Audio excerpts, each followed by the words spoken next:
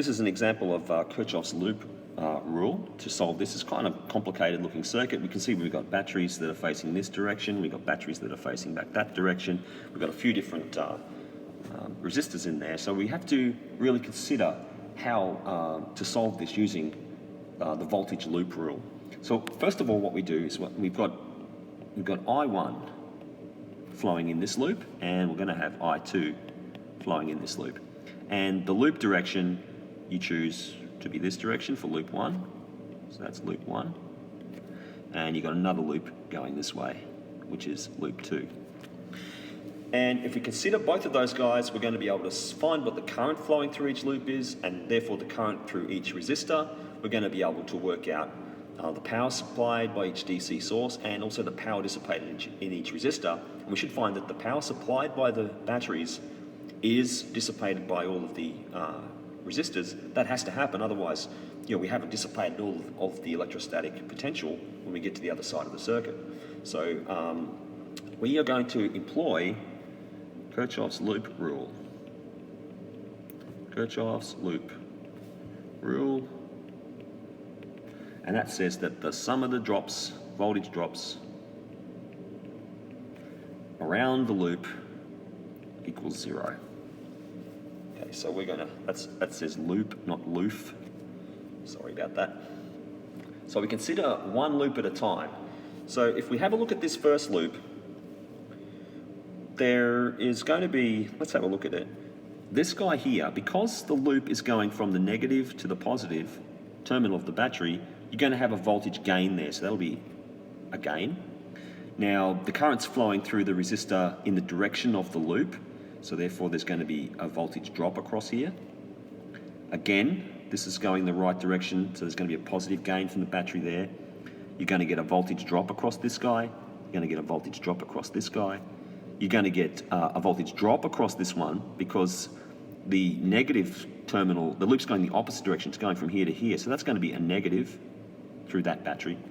And then the annoying thing here is that there's going to be a contribution from loop 2 through this resistor here, and that's going to be pushing back the other direction. So you're going to get a positive contribution from loop 2 with current I2.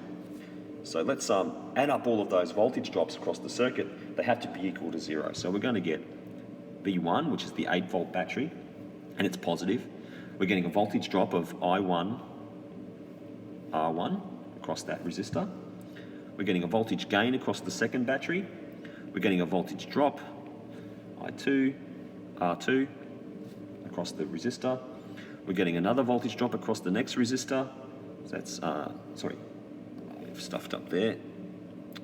Sorry about that. Start again.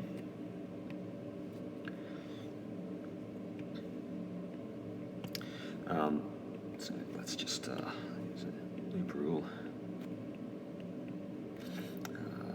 Sum of the voltages equals 0. So let's start again. We've got a voltage gain across the first battery. We have a voltage drop across the first resistor. We have a voltage gain with the second battery, and we have a voltage drop, I1, R2 across that resistor.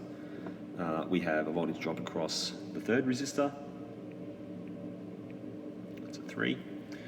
We have a voltage gain, remember, from that green part pointing back upwards from the other loop. So that's going to be I2, R3. And then we have a voltage drop from the other battery because it's facing the other direction, so V3. That equals 0, so that all comes to 0. So we can put some values in now. We get 8 minus I1 plus 4 minus 2I1 minus 2I1 plus 2I2 minus 4 equals 0. So let's get all our terms together. We're going to get 8, because we go 8 plus 4, 8 minus 4, so we get 8 minus 5I1 plus 2I2 equals 0. And if we do some rearranging and divide through and to get rid of some common denominators, we get I1, solving for I1, we get I1 equals 2/5 I2 plus 8 on 5. So that's our first equation. Can't really solve that. We've still got two unknowns, I1 and I2, so we have to use our second loop, so loop 2.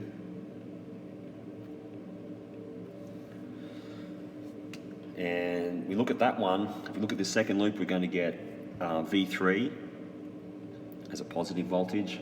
We're going to get a voltage drop of I2 R3. We're going to get a voltage gain coming back from loop 1 again, in the same way that we got it from the in the first loop, I1 R3. So there's going to be a backwards contribution through R3 from the first loop, minus our voltage drop across this 6 ohm resistor, which is I2 R4, that goes to 0.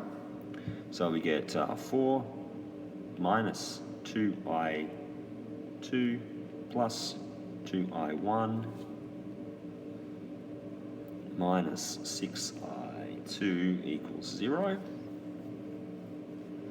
And then we get 4 minus 8I2 plus 2I1 equals 0. And that goes to our final equation, I2 equals I1 over 4 plus a half.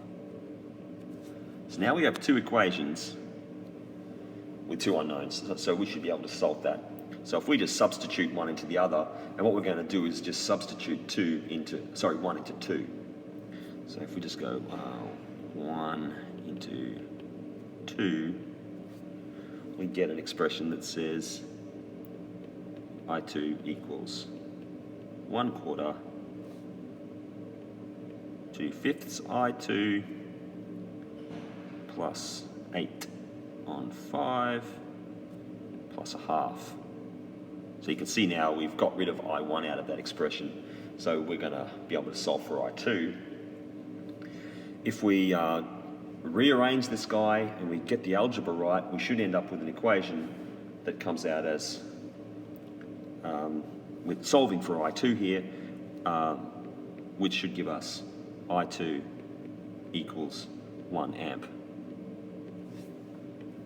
Okay, so all we've got to do is just solve the algebra here. I'll leave that to you as something to do. And we get I2 equals 1 amp. So we can substitute that back into the equation. Let's put that into equation 1. So into 1, let's write it here. Into 1. We know what 2 is, so we can just plug it back into 1. I1 equals, remember it was 2/5 I2 plus 8 on 5. We put 1 in for I2 and we get 2 amps. Okay, so now we have what I1 is as well. This is really good. That was the first part of the question, find the current through each resistor. Okay, so the current through them is, if we think about this carefully, there's 1 amp flowing through the first loop, 2 amps, flowing through the first loop, and 1 amp flowing through the second loop. So therefore, R1, so the current through R1 is going to be 2 amps. The current through R2 is also going to be 2 amps. The current flowing through R3 is a bit tricky because it's got 2 amps flowing one direction and it's got 1 amp flowing back the other direction. So that means we're going to end up with 1 amp total flowing back through R3. And R4 is just going to have 1 amp flowing through it. So that's the current. So that's the answer to question A. So we're asked next to find the power supplied by each of the DC sources. If we know the current supplied and we know the voltage of each one, we can find out what the power is.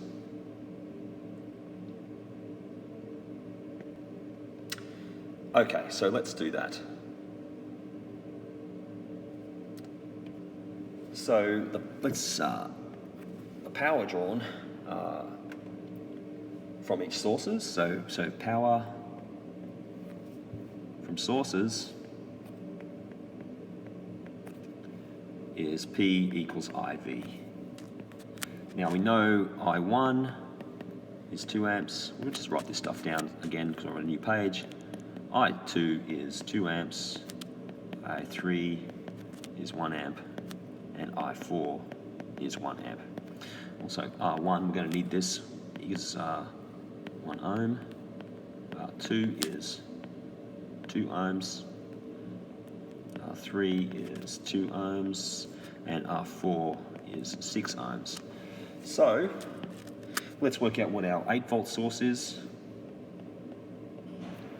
We get P equals IV. So I will be I1V, so it's called P1.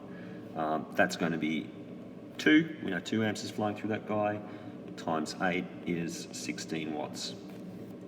Our top 4-volt source, so I'll call that P2. It's I1 times V, which is 2 times, we'll call it I2.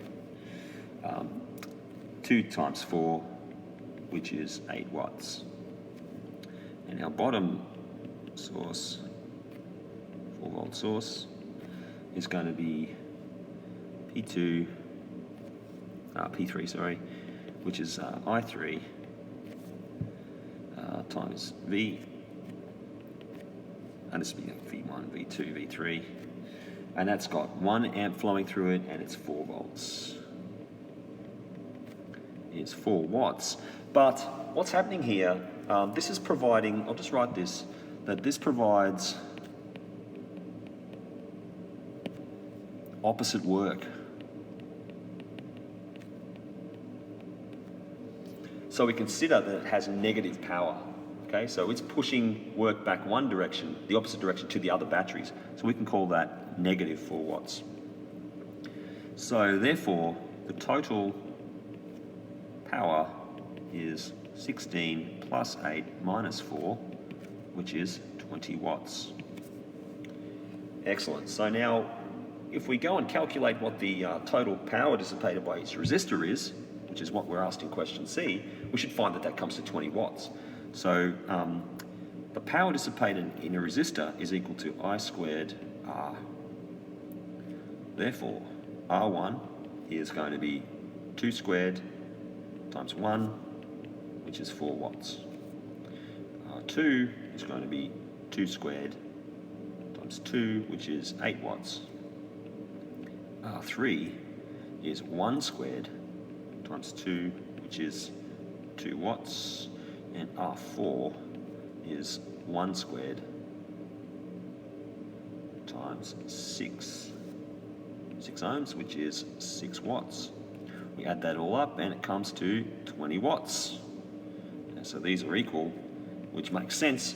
Our batteries are supplying 20 watts and our resistors are dissipating that amount of power that's supplied, which is everything is working in physics. Excellent.